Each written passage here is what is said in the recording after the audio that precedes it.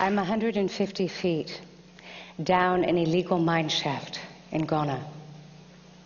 The air is thick with heat and dust, and it's hard to breathe. I can feel the brush of sweaty bodies passing me in the darkness, but I can't see much else. I hear voices talking, but mostly the shaft is this cacophony of men coughing and stone being broken with primitive tools.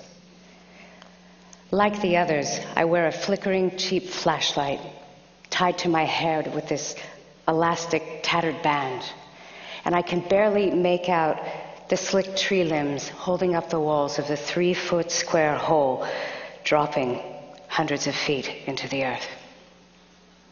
When my hand slips, I suddenly remember a miner I had met days before who had lost his grip and fell countless feet down that shaft.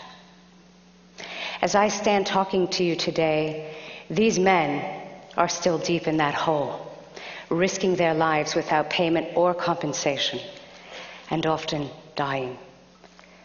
I got to climb out of that hole, and I got to go home.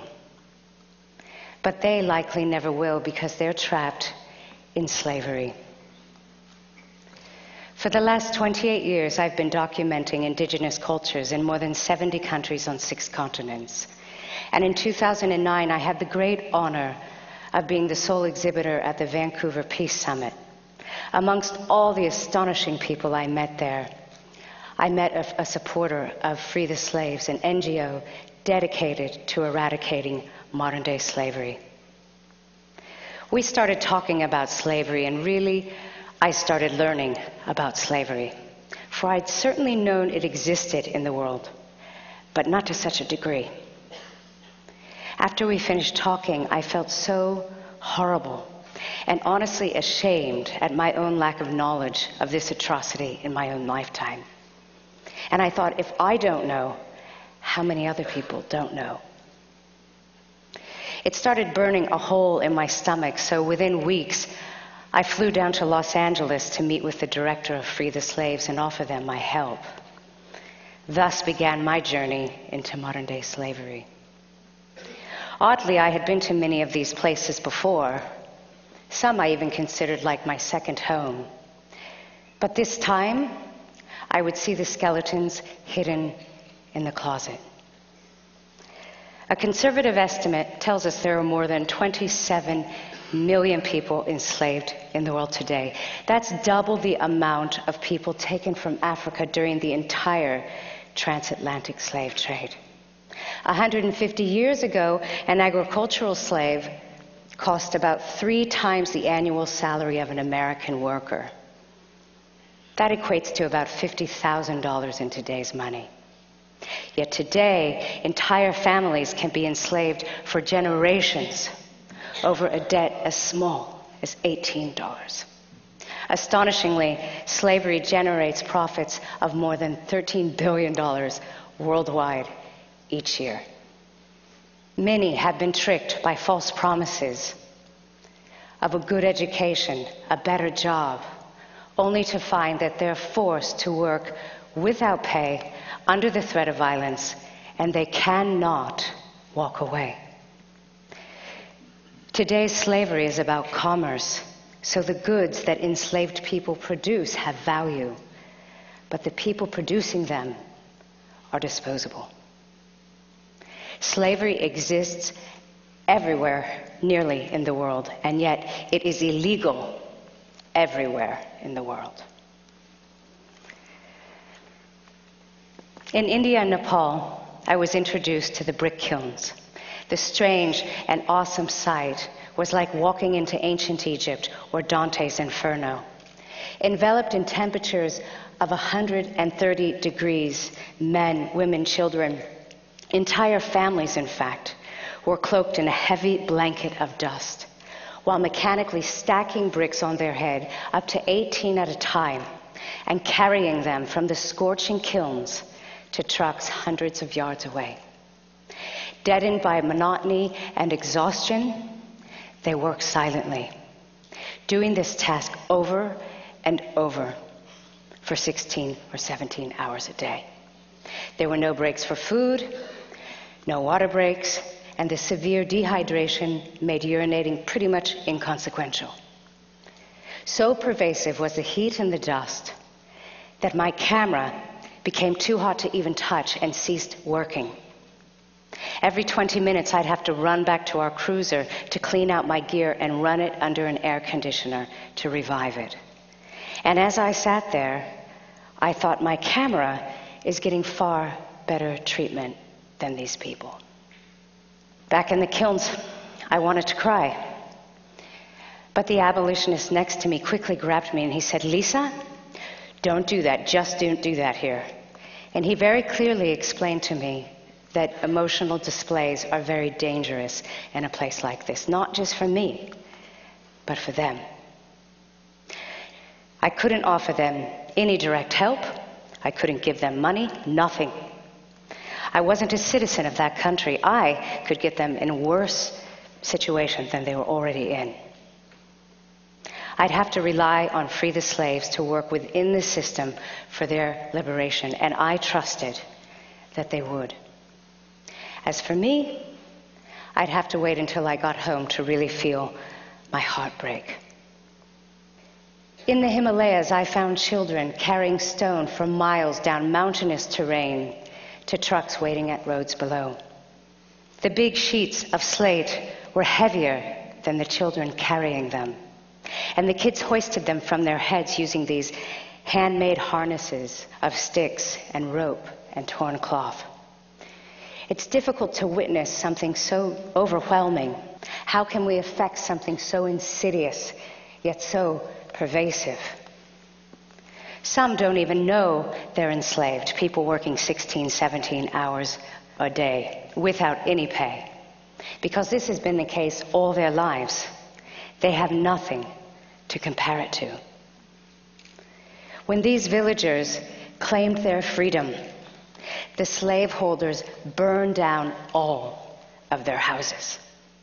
I mean, these people had nothing, and they were so petrified they wanted to give up.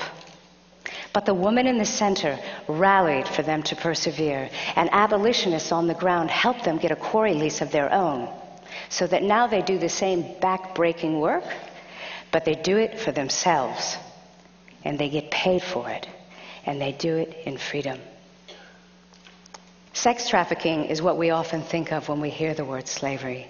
And because of this worldwide awareness, I was warned that it would be difficult for me to work safely within this particular industry. In Kathmandu, I was escorted by women who had previously been sex slaves themselves.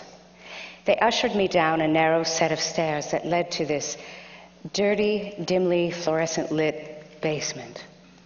This wasn't a brothel per se, it was more like a restaurant. Cabin restaurants, as they're known in the trade, are venues for forced prostitution. Each has small, private rooms where the slaves, women, along with young girls and boys, some as young as 7 years old, are forced to entertain the clients, encouraging them to buy more food and alcohol. Each cubicle is dark and dingy, identified with a painted number on the wall, and partitioned by plywood and a curtain. The workers here often endure tragic sexual abuse at the hands of their customers. Standing in the near darkness, I remember feeling this quick, hot fear.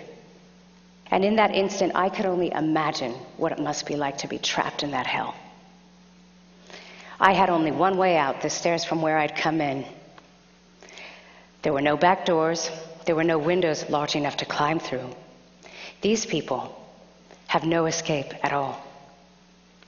And as we take in such a difficult subject, it's important to note that slavery, including sex trafficking, occurs in our own backyard as well. Tens of hundreds of people are enslaved in agriculture, in restaurants, in domestic servitude, and the list can go on. Recently, the New York Times reported that between 100,000 and 300,000 American children are sold into sex slavery every year. It's all around us. We just don't see it. The textile industry is another one we often think of when we hear about slave labor. I visited villages in India where entire families were enslaved in the silk trade. This is a family portrait. The dyed black hands are the father, while the blue and red hands are his sons. They mix dye in these big barrels, and they submerge the silk into the liquid up to their elbows. But the dye is toxic. My interpreter told me their stories.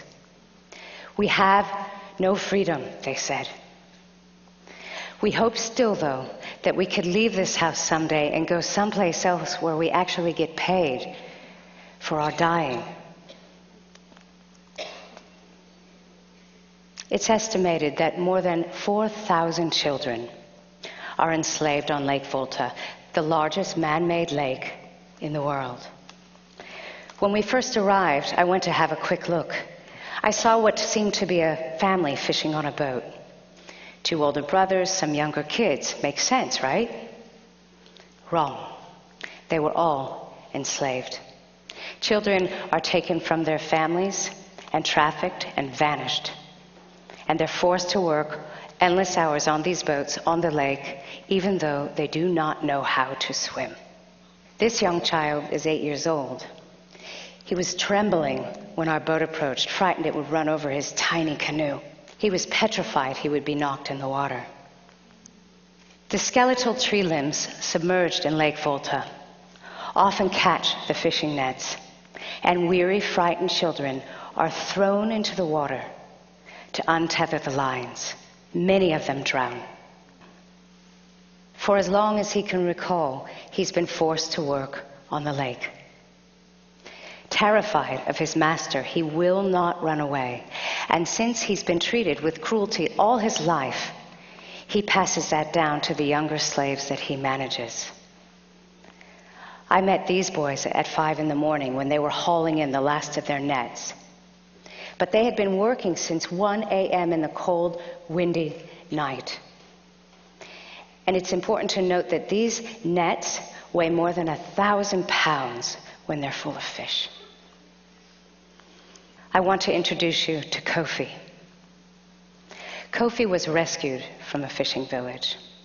I met him at a shelter where Free the Slaves rehabilitates victims of slavery. Here he's seen taking a bath at the well, pouring big buckets of water over his head.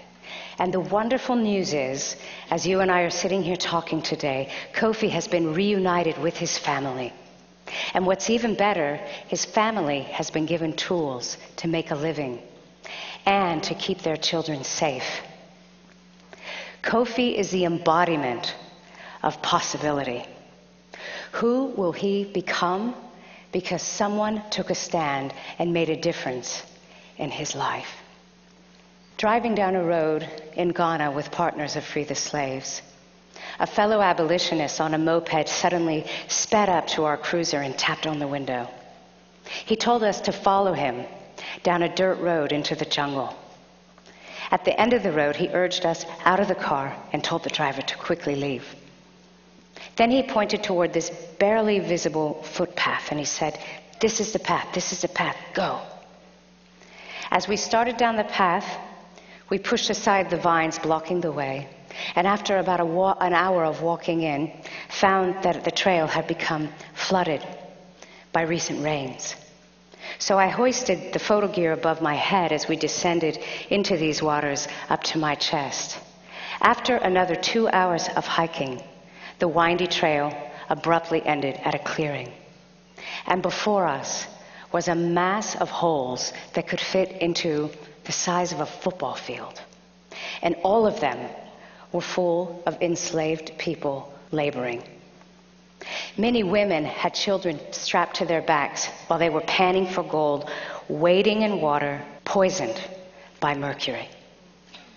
Mercury is used in the extraction process. These miners are enslaved in a mine shaft in another part of Ghana. When they came out of the shaft, they were soaking wet from their own sweat. I remember looking into their tired, bloodshot eyes, for many of them had been underground for 72 hours. The shafts are up to 300 feet deep, and they carry out heavy bags of stone that later will be transported to another area where the stone will be pounded so that they can extract the gold. At first glance, the pounding site seems full of powerful men. But when we look closer, we see some less fortunate, working on the fringes, and children too. All of them are victim to injury, illness, and violence. In fact, it's very likely that this muscular person will end up like this one here, racked with tuberculosis and mercury poisoning in just a few years. This is Manuru. When his father died, his uncle trafficked him to work with him in the mines. When his uncle died, Manuru inherited his uncle's debt, which further forced him into being enslaved in the mines. When I met him, he had been working in the mines for 14 years. And the leg injury that you see here is actually from a mining accident. One so severe, doctors say his leg should be amputated. On top of that, Manuru has tuberculosis. Yet he's still forced to work day in and day out in that mine shaft. Even still, he has a dream that he will become free and become educated with the help of local activists like Free the Slaves. And it's this sort of determination, in the face of unimaginable odds, that fills me with complete awe. I want to shine a light on slavery. When I was working in the field, I brought lots of candles with me. And with the help of my interpreter, I imparted to the people I was photographing that I wanted to illuminate their stories and their plight. So when it was safe for them and safe for me, I made these images. They knew their image would be seen by you out in the world. I wanted them to know that we will be bearing witness to them, and that we will do whatever we can to help make a difference in their lives. I truly believe if we can see one another as fellow human beings, then it becomes very difficult to tolerate atrocities like slavery. These images are not of issues, they are of people, real people like you and me, all deserving of the same rights, dignity, and respect in their lives. There is not a day that goes by that I don't think of these many beautiful, mistreated people I've had the tremendous honor of meeting. I hope that these images awaken a force in those who view them, people like you. And I hope that force will ignite a fire, and that fire will shine a light on slavery. For without that light, the beast of bondage can continue to live in the shadows. Thank you very much.